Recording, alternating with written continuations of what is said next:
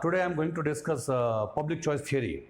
In my previous lectures, I have discussed public administration, significance of public administration, different dimensions of public administration as an activity or set of institutions, public administration as a discipline or subject matter of study. Then I also discussed how public administration has become very much important in the contemporary world, more particularly in the context of a modern democratic welfare state industrial society, how its scope of activities has undergone mind-boggling expansion and lot many things. So today I am going to discuss public choice theory. To begin with, first of all, you should know that economic empowerment of any society is not only about generating job opportunities or working for increased purchasing power of the people. When we talk about economic empowerment, it is not only about expanding the scope of economic activities, generating employment opportunities, ensuring that people have adequate purchasing power to buy goods and services. These are the basic things that is required. But apart from this, at another level, when society has overcome existential threat or complication, society has overcome that. After that, what would be the meaning of economic empowerment? At that stage, meaning of economic empowerment would be like exposing people to wide range of choices. It means it is not enough for the government to ensure that essential goods and services are provided to the society.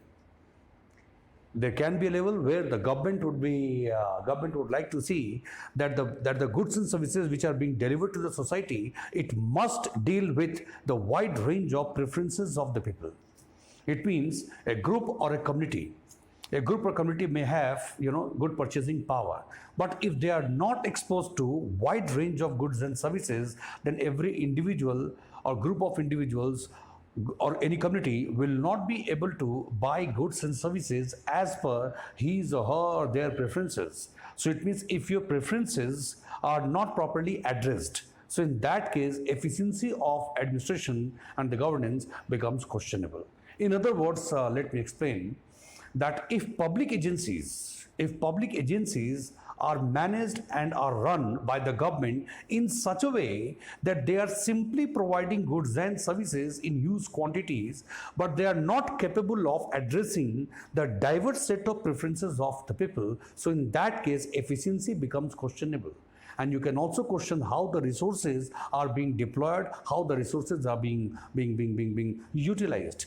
As for example, suppose you have 10,000 rupees and you want to buy a mobile phone, but the government has managed this sector or the agencies, companies all in such a way that you have only one or two government organizations, institutions like BSNL or MTNL, and they simply provide a mobile phone, a basic mobile phone which is available for 10,000 and 12,000, or 2 or 3 versions, red and blue or black, something like this.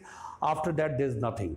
So it means you have 10,000 rupees, you want to buy a good mobile phone and you want certain preferences to be addressed because you want the music system to be very powerful and you want the camera to be comparatively better. Somebody else would look for something else. So it means if you have 10,000 rupees, but the government has managed the institutions, organizations in such a way that there is no competition. There are 2 or 3 companies and their territorial jurisdiction or operational domain too has been decided. So it means wherever you happen to be, you have only 1 or 2 options. So in that case, you can say that the government agencies or the government has not managed the things in such a way as to address your preference. So there can be diverse set of preferences. You have 10, 15 guys, suppose, and all of you have good purchasing power, suppose 10,000, 15,000, but the wide range of choice is not available. Only 2 or 3 options are available. If this is the state of affairs in most of the sectors in the economy, if things are managed like this, then how can government say that it is efficient? Are you getting a point? What I mean to say that efficiency can be defined. Efficiency can be defined in more ways than one. So there can be conventional definition of efficiency that minimum input and maximum output. What you finally get after providing this much of input, it means time, money, energy is invested, and what is the outcome. And the measure of this equation between the two is efficiency. But in the government, from time to time, efficiency has been redefined. You should know that in public administration efficiency has a moral and ethical tone.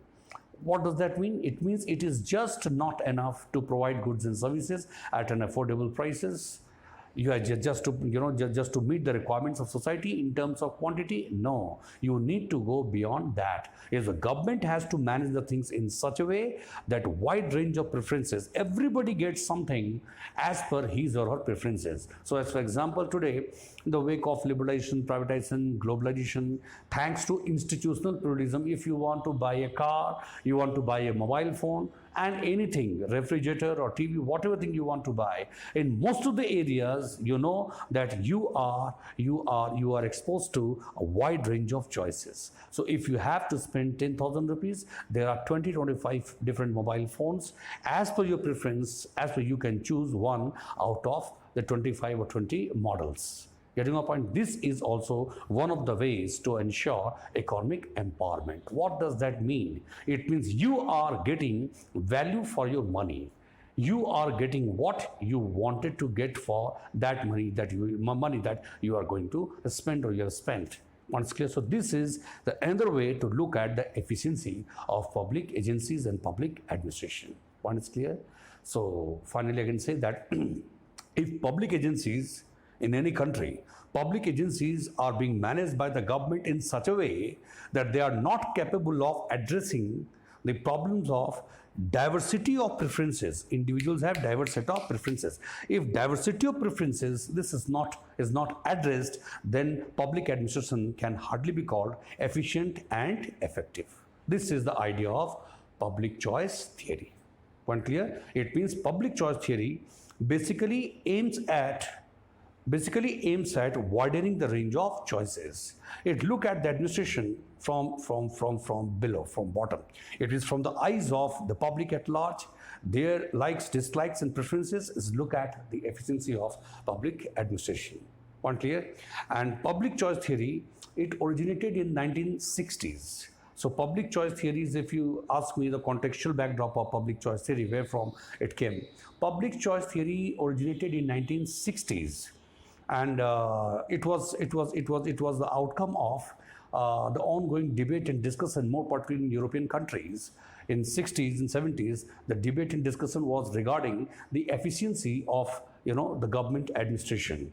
What was being discussed in those countries, more particularly in United Kingdom or Germany, or for that matter, the Britain, or Germany, Britain, France, and other countries. These things were being discussed generally in Europe. That can we have an alternative model of government?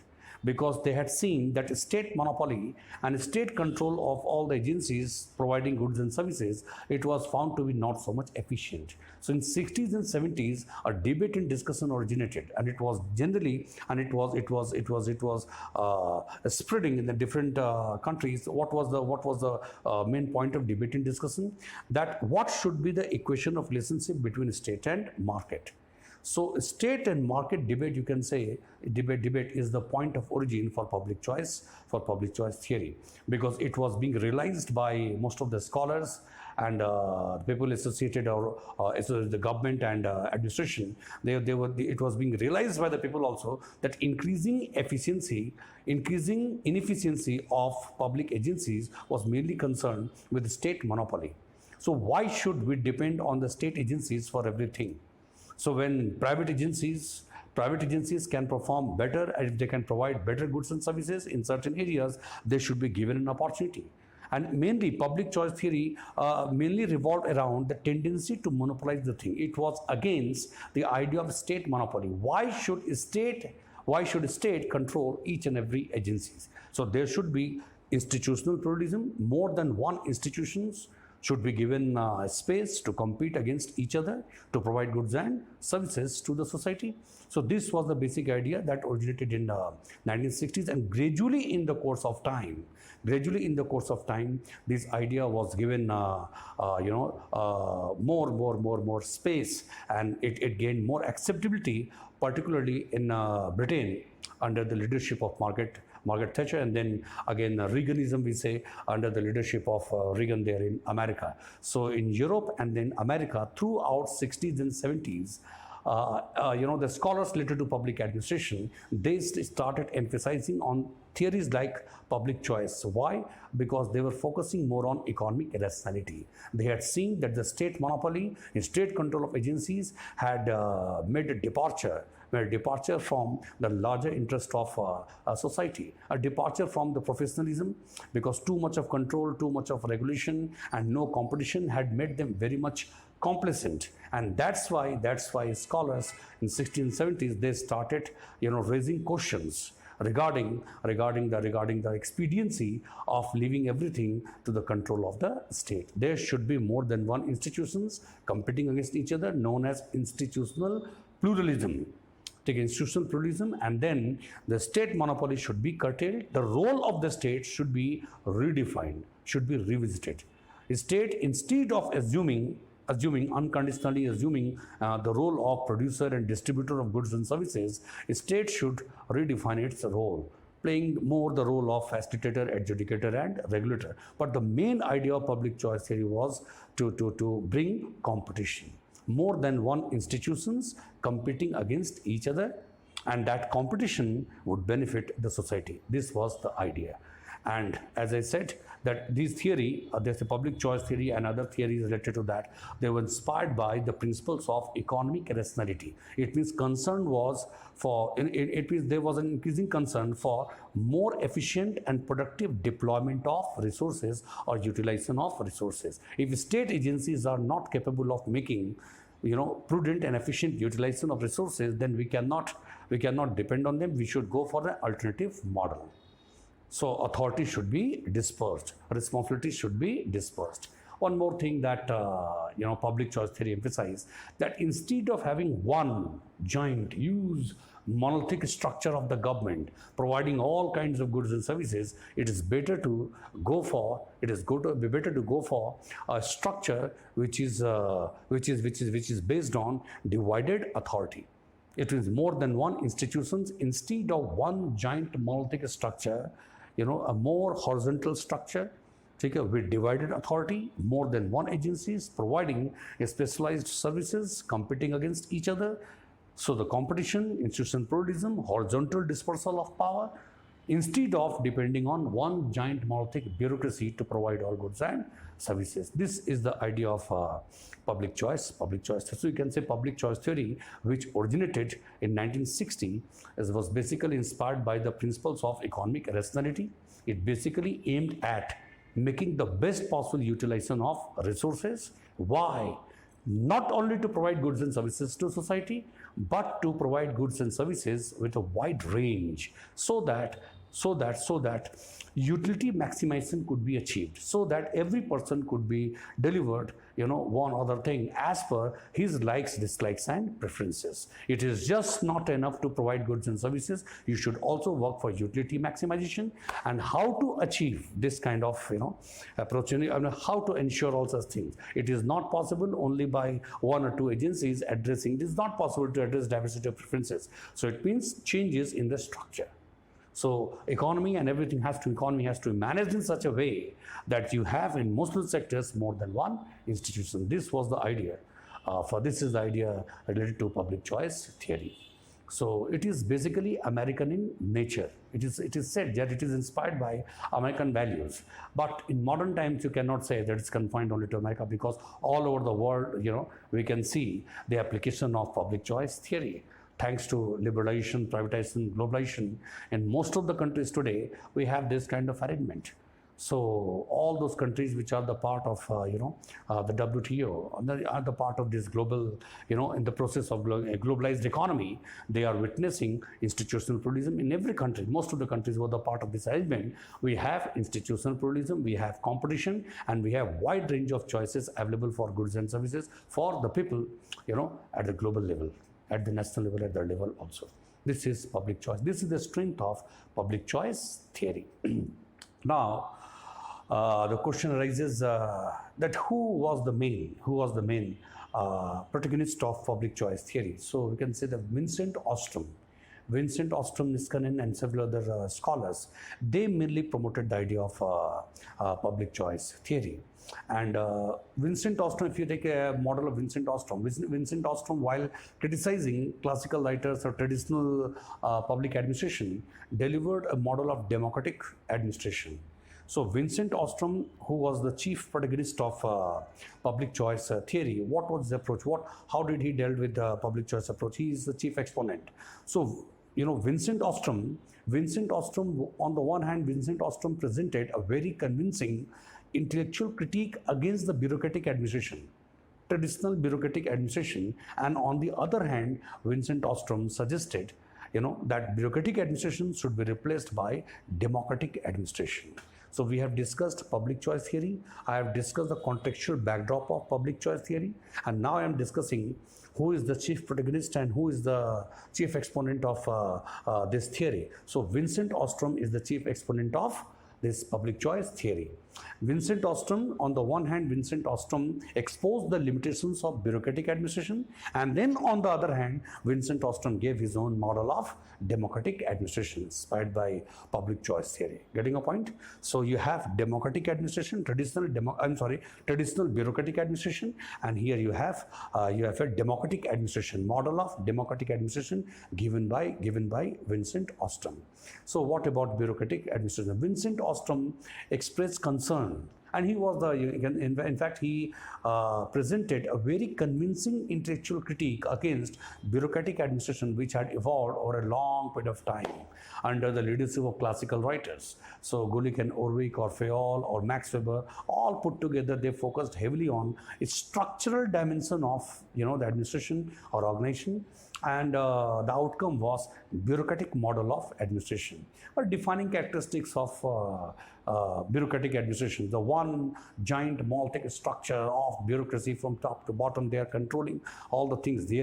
There was a centralization of power or authority, lack of structural differentiation. It means one giant monolithic structure providing different kinds of goods and services, whether it is the case of tribunal or a directorate or secretariat, or for that matter public sector undertakings, getting also any other kind of authority involved in regulatory functions or adjudicative functions. All such institutions, agencies largely manned by bureaucracy. So typical bureaucratic administration is about centralization of power and authority.